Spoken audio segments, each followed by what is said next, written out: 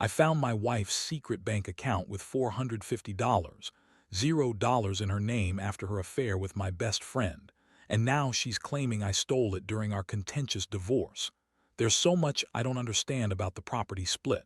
I never thought I'd be the guy sitting here telling a story like this, but life has a way of throwing curveballs when you least expect it. The craziest part. It all started with a simple feeling that something just wasn't right. You know that gut instinct, right? That little voice that whispers, something's off, even when everything seems fine on the surface. Well, mine was screaming for months, but I kept telling myself I was overthinking it. Turns out the truth was far worse than I could have imagined. Her name was Jessica. We'd been married for 7 years, and honestly, I thought we had a good thing going. She was beautiful, ambitious, and she always seemed to have her act together, or so I thought. She'd come home from work, sometimes a little late, but she'd brush it off, say she was working late or meeting a client. I never pressed her, I trusted her. Or maybe I just didn't want to face what I was feeling deep down. Then, about 3 months ago, I started noticing small things. Her phone would be hidden more often. She'd get defensive when I asked who she was texting. She'd go out with her friends more frequently, and when I'd ask about it, she'd roll her eyes and call me paranoid. She'd also become a little bitchier, snapping at me over small stuff, dismissing my concerns with sarcastic comments. I brushed it aside, convincing myself I was just overreacting, but the feelings of doubt kept gnawing at me. One night, I decided to do a little digging. I wasn't snooping for the sake of it, I just wanted to understand what was going on. I knew her passwords for her social accounts, so I decided to check her email. Nothing alarming there, just the usual work stuff and some shopping receipts. But then I remembered she had a secret bank account. She mentioned she was saving for a big trip, but I never looked at the details. I thought it was just a joint account, but I was wrong. I managed to get into her phone one evening when she was out with her friends. Her messages were mostly harmless, but then I saw a text exchange with a number I didn't recognize. It was flirty, suggestive. My stomach sank. I opened her banking app and my heart nearly stopped when I saw the account under her name with a balance of $450, $0. I couldn't believe it. How had I missed this? How did she manage to hide that much money? And who was this guy she was texting? That night, I couldn't sleep. I kept replaying everything in my head. The way she'd snapped at me for no reason, the late nights, the secretive behavior. My mind raced with questions. Was she planning to leave? Had she been planning this all along? And then the worst thought of all, was she having an affair? It seemed impossible, but the evidence was staring me in the face. I needed to confront her. The next day, I arranged to talk to her after work. I wanted her to be honest, to tell me what was going on. She came home that evening, looking irritated as usual. I could tell she was hiding something. Her eyes darted around and she was unusually defensive. I took a deep breath and laid it out. I knew about the bank account, about the messages. Her face twisted into a sneer and she scoffed. "You're crazy. You're just paranoid. I don't know what you're talking about." I pressed her further, asking about the account and the money. She insisted it was her savings, that she'd been planning to leave me and start fresh. Said she was tired of my accusations and that I was just jealous. But her tone was bitter, her words dripping with contempt. She denied any affair, but I could see the lie in her eyes. She was lying through her teeth. That moment hit me harder than anything else. The woman I loved, the woman I trusted, was lying to me, cheating on me, hiding $500,000 from our marriage. It felt like my world was collapsing. I was furious, heartbroken, and confused all at once. I didn't know how to process it, and I didn't want to believe it. But deep down, I knew I had to face the truth. My wife had been unfaithful, and she'd been hiding a huge secret that changed everything. After that confrontation, everything changed. I couldn't look at Jessica the same way. She kept lying, twisting her words, trying to make me doubt my own instincts. But I wasn't about to let her manipulate me anymore. I knew I needed to find out more about her affair, the money, everything. Because if she was willing to hide a bank account with a fortune in it and lie about her fidelity, what else was she hiding? That night, I stayed awake, going over everything I'd discovered. I started digging through our joint accounts, looking for any discrepancies or unusual transactions. Nothing jumped out immediately, but I knew I had to be thorough. The next morning, I decided to hire a private investigator. I didn't want to accuse her blindly, but I wanted proof. I needed to see who she was really meeting, where she was really going. Within days, the investigator came back with some shocking intel. Jessica had been meeting with a guy named Mark, a guy I knew from her social circle, but I'd never suspected anything. Turns out, she'd been sneaking around with him for at least 6 months. They'd been seeing each other behind my back, sometimes meeting at hotels, sometimes in her car. The investigator even got some photos of them together, kissing, holding hands, the whole bit. That was a punch to the gut.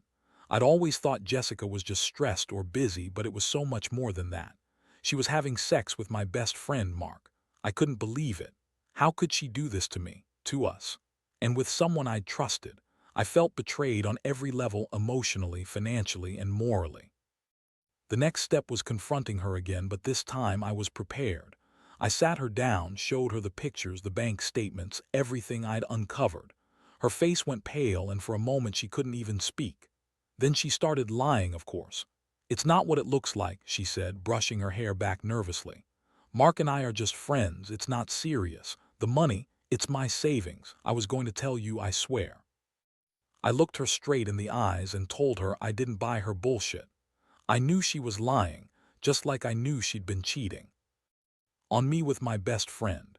That's when her bitchy side really came out. She sneered and said, "You're just jealous because I found someone better, and that money, I earned it. I worked hard for it. You're just a jealous old man who can't handle the truth."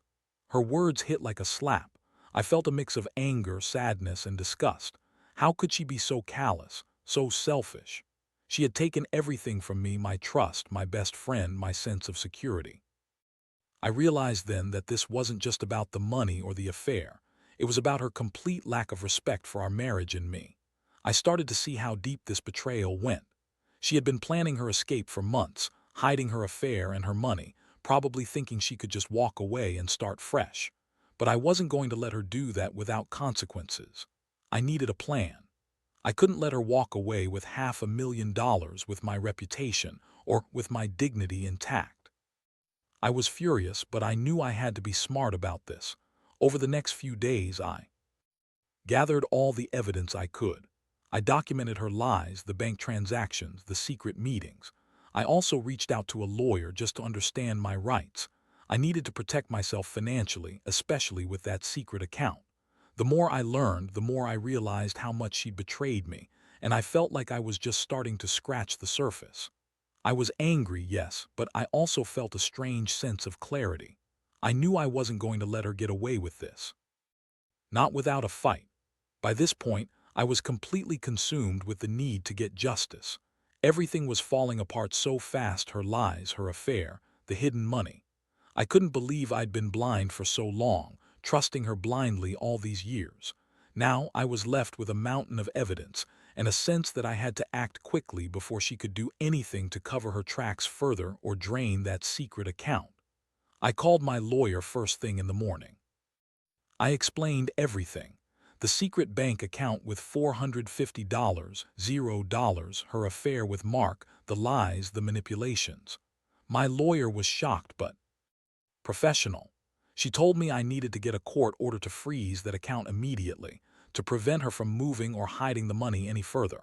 She also advised me to gather all communications, texts, emails, anything that could serve as evidence in our divorce proceedings. While I was doing that, I also started thinking about how to approach the divorce. I knew Jessica would fight dirty, and I had to be prepared for her to spin things, to accuse me of stealing or abusing her. That was her style: deflect, lie, manipulate. I didn't want to get caught up in her game, so I kept meticulous records of everything: dates, conversations, transactions. I even set up a hidden camera in the living room just in case she tried to stage something or make false accusations. Throughout this chaos, Jessica played the victim. She'd call me jealous, paranoid, or crazy any time I brought up her lies or the secret account. She'd scream about how I was just trying to ruin her, how I was jealous of her new life she was planning. She insisted she was innocent, that Mark was just a friend, that the Money was her savings and she was planning to leave me because I was a terrible husband. Honestly, her denial was almost laughable. She looked me dead in the eye and lied like she was auditioning for a role. Meanwhile, I couldn't shake the feeling of betrayal. It wasn't just the money or the affair, it was the fact that she'd been so calculated, so cold in her deception. She'd been planning this for months, maybe longer. The way she'd gaslighted me, the way she dismissed my concerns, it all added up. I started questioning everything about our marriage, about the person I thought I knew. I also reached out to Mark directly, under the guise of a calm, rational conversation. I wanted to hear his side, get some clarity. He was defensive at first, denying everything, but I had evidence, texts, photos, the bank account info. I told him I knew about their relationship, and that I was going to take legal action if he kept lying. He finally admitted that they'd been seeing each other secretly, but he said it was not serious, just a fling. Yeah, right, that made me even angrier. Jessica's reaction to all of this. She doubled down on her lies. She accused me of being a controlling, jealous husband who couldn't handle her being independent. She claimed I'd always been suspicious, that I'd ruined everything by snooping. She called me insecure and possessive, trying to paint herself as the victim, but I wasn't buying it anymore. I'd seen enough. I knew the truth and I had proof. The turning point came when I finally got the court order to freeze her accounts, including that secret one. I felt a mix of relief and rage. Relief because I was finally taking control of the situation, and rage because I'd been so blind for so long. I realized I had been living in a false sense of security, and now everything was unraveling fast. I knew I had to prepare for the worst, a messy divorce, accusations, maybe even her trying to take the money and run. In the meantime, I started planning my next steps. I wanted to protect what was left of my finances, make sure she couldn't siphon off that money, or worse, hide it in some offshore account. I also wanted to keep my dignity intact, to remain calm and collected despite the chaos. It was hard. I felt so betrayed, so hurt, but I knew I had to stay focused. This wasn't just about money or infidelity anymore. It was about standing up for myself after being played for a fool for so long. The days that followed were a whirlwind. Once the court ordered the accounts to be frozen, I felt a strange sense of relief, but also a deep anger. Jessica was furious when she found out. She accused me of trying to ruin her, of stealing her savings, and of destroying her future. She yelled, called me names, and tried to spin the story to make herself look like the victim. But I wasn't buying it anymore. I had the evidence, and I was prepared to fight for what was rightfully mine, both financially and emotionally. Jessica's reaction only confirmed what I already suspected. She was a manipulative, selfish woman who had been planning her escape for months. The more she yelled, the more I saw through her facade. She kept insisting that the money was her hard-earned savings and that she'd never cheat on me, never lie like this. But her words were hollow, her actions told a different story. The secret bank account, her affair with Mark, the lies, it all added up to one thing. She had been planning her exit while pretending everything was fine. I hired a divorce attorney and we started drafting the paperwork. I knew Jessica would fight dirty, so I wanted to be prepared. I also contacted a financial investigator to look into her assets further. I wanted to see if she'd hidden more money or assets. I knew she had a tendency to be sneaky, and I wasn't about to let her walk away with everything she wanted. The more I learned, the more I realized how deep her deception went. Meanwhile, Jessica was becoming more aggressive. She started making false accusations, claiming I'd been controlling and abusive, which was a complete lie. I never laid a hand on her, never raised my voice in anger. All I did was gather evidence and try to protect myself. But to her, that was abuse, and she used it as a weapon to manipulate others. She even contacted some of my friends and family, spinning her version of the story, trying to turn them against me. One night she showed up at my house drunk and crying, begging me to drop the divorce. She said she'd do anything to keep the marriage together, even if it meant giving me the money back or ending her affair. I looked at her, exhausted and furious, and told her there was no way I was going to let her buy her way out of this. I told her I was done trusting her, done pretending everything was okay. I told her she needed to face the consequences of her actions. The thing that struck me the hardest was how she kept insisting she was innocent, that she loved me, and that I was just jealous. It was like she was trying to rewrite the entire story to make herself the victim. But I knew better. I knew she had been lying all along. The affair, the secret account, the manipulation, it all proved she was a different person than the one I married. As the legal process moved forward, I started feeling a strange mix of relief and sadness. I knew I was doing what was necessary, but it hurt to see the woman I loved turn into someone so cold and calculated. I also realized I'd been a fool for so long, trusting her blindly. That lesson stung the most. If there's one thing I learned from all this, it's that trust is fragile, and once broken, it's almost impossible to repair. Despite everything, I refused to let her destroy me. I kept my head high, stayed focused on protecting what was mine, and prepared myself for the final chapter. I knew the road ahead wouldn't be easy, but I was done being the victim. I was ready to stand up, fight for my rights, and move on from a marriage built on lies. The truth was out now, and I was going to make sure she paid for her betrayal. The court hearings were intense, and Jessica's lies only got more elaborate. She brought up every possible excuse, every sob story she could muster, trying to paint herself as the wronged wife who was somehow the victim of my obsession or paranoia. She claimed I'd been controlling her, spying on her, and stealing from her. The irony was thick. She was accusing me of what she herself had been doing all along. I just sat there, listening, knowing that her words were hollow, that the evidence told a much different story. My lawyer worked tirelessly to present the facts: the frozen accounts, the bank statements, the private investigators' reports, the photos of her with Mark, and the evidence of her lies. We argued that she had been planning her escape for months, hiding assets and betraying our marriage in the worst ways. I felt a strange mix of anger and relief when the judge finally ruled in my favor, ordering her to split the assets fairly, including the secret account. That money was mine too. I had contributed to it, and I wasn't going to let her take it all. Jessica's reaction was predictably bitter. She yelled, called me a greedy bastard, and swore she'd fight this all the way to the end. She claimed I'd stolen from her, that I was the one cheating and lying. But I had witnesses, proof, and the judge's ruling on my side. Still, she kept trying to manipulate the situation, spinning her narrative to make herself look like the victim. It was exhausting, but I knew I had to stay strong. I'd been through so much already. I wasn't about to let her derail everything with her lies. During this time, I also made arrangements to start a new life. I moved out of the house, found a small apartment nearby, and began the process of rebuilding. I cut ties with her completely. No more calls, no more texts, no more lies. I realized I needed to focus on myself, on healing from the betrayal and heartbreak. I couldn't change what she did, but I could control how I responded. I was done being the victim. Now I was taking back control. The emotional toll was heavy. I felt betrayed, humiliated, and angry. But I also felt a strange sense of clarity.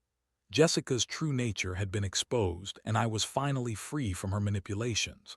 I started seeing a therapist, trying to process all of this, and slowly I began to rebuild my confidence. I learned that trust is fragile, and once broken, it's almost impossible to fully repair. But I also learned that I was stronger than I thought, capable of surviving betrayal and coming out the other side. Looking back, I realize how naive I was for so long, trusting blindly, believing I had a perfect marriage. The truth is, I'd been blind to her lies and her manipulations. But now I see everything clearly. I know I'll never let someone do this to me again. I've learned that sometimes you have to lose everything to gain your dignity, your self-respect, and your freedom. And honestly, I'm just glad I found out the truth before it was too late. That's the hardest lesson of all, but also the most valuable. Now, standing here, I look back at everything that's happened and realize just how much I've been through. The betrayal, the lies, the chaos, it all seemed overwhelming at the time. But in the end, I learned something crucial. Trust is fragile, and people can surprise you in ways you never expected. Jessica's actions showed her true character, and I refuse to let her define my future anymore. Getting rid of the toxic marriage and uncovering her secrets was painful, but it was also necessary. I've come to understand that sometimes you have to hit rock bottom before you can start climbing back up. I've lost a lot, my marriage, my best friend, a sense of security, but I've gained clarity and strength. I've learned to trust my instincts and that my happiness and integrity matter more than any material wealth or false image of a perfect life. Moving forward, I plan to focus on rebuilding myself. I've started therapy, reconnected with friends, and taken steps to ensure I never get blindsided like this again. That secret account with $450, $0. It's a painful reminder of what was lost, but also a symbol of my resilience. I'm not going to let her or anyone else manipulate me again. I've learned that no amount of money or lies can replace the truth, and I refuse to live in denial anymore. For anyone out there going through something similar, I'll say this: trust your gut. If something feels wrong, don't ignore it. Gather evidence, protect yourself legally, and don't let anyone gaslight you into doubting your perceptions. The truth will come out eventually, and when it does, you'll realize that your strength lies in facing it head-on, no matter how painful it may be. I don't regret what happened because it pushed me to become a better, stronger person. My life isn't perfect now and I still have scars, but I'm learning to heal. I know I'll find happiness again, maybe even love someday. For now, I'm just grateful I'm finally free from her lies and manipulations. That's all I ever wanted, to be honest with myself and to rebuild my life on my own terms. And I will.